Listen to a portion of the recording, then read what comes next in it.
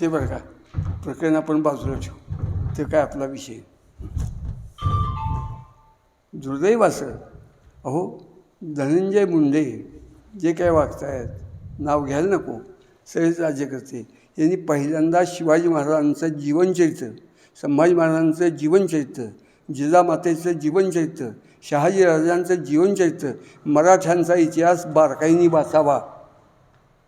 या देशाला राष्ट्र म्हणून टिकवायचं असेल तर पहिल्यांदा मराठ्यांचा इतिहास ह्या देशात 10वीपर्यंत कुठल्याही भाषेतले लोक असोत हे सक्तीचा केला पाहिजे. संस्कृत शिकवली पाहिजे देश टिकवायचा असेल तर.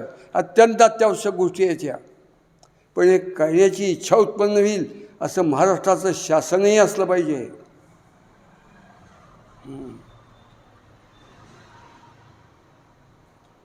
शिवाजी, संभाजी, शहाजी, जिजामाता ह्या व्यक्तिमत्वांच्यामुळंच आज जो काही देश दिसतोय तो दिसतोय. महाराष्ट्र नाही, संबंध देश.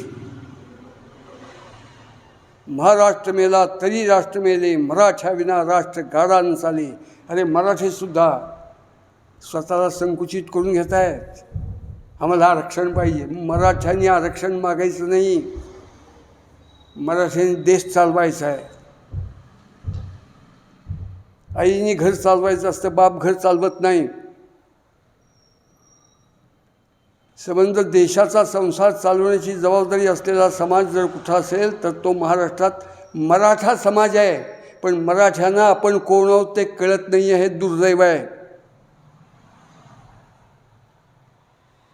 सगळ्या जातीसारखी मराठी जातीने आपली मोजणी करून घेऊ नये. असं जाऊ दे, नाही त्या प्रश्नाला हात घालण्यात काय तथ्य. मराठ्यांना आपण कोण आहोत हे जर कळलं, हे देशाचं कोट कल्याण व्हायला 2 दिवस लागणार नाहीत. एबीपी माझा, उघडा डोळे बघा नीट.